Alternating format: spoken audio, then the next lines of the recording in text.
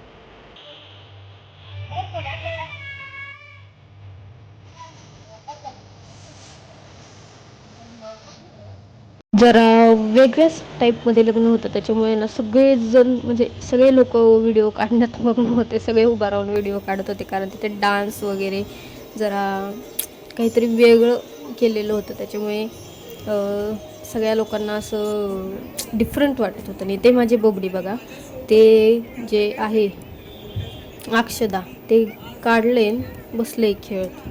आम्हाला काहीही खेळायला लागतं. त्यानंतर आम्हाला लग्न झाल्यानंतर घरी जायचं होतं, पण रिक्षाच नाही कुठंच. आम्हाला एवढ्या लांब चालत चालत जावं लागलं. आणि त्याच्यात आमच्या तीन पोरी, एक पण पोरगी नीट चाला नाही. एक इकडं पळती, एक तिकडं पळती.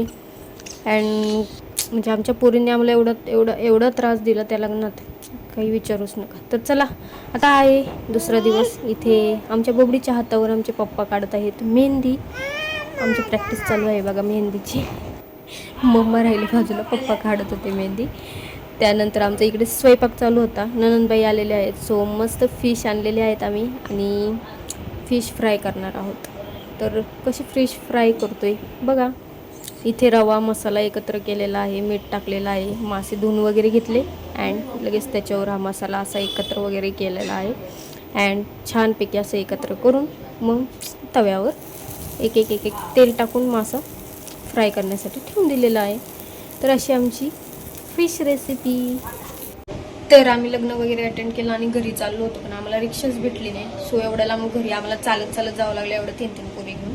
आणि आमची एक पोरगी तिथे नीट राहिली नाही लग्नामध्ये. ते लग्न एवढं मोठं होतं, एवढे छान छान तिथे वेगवेगळे पदार्थ होते खायसाठी, पण आमच्या मुलींनी आम्हाला काहीच खाऊ दिलं नाही. रडारडी सुरू होती अख्ख्या लग्नात. त्याच्यामुळे आम्ही पटकन अटेंड केलं, पटकन थोडंसं काही असेल ते खाल्लं आणि पटकन निघालो.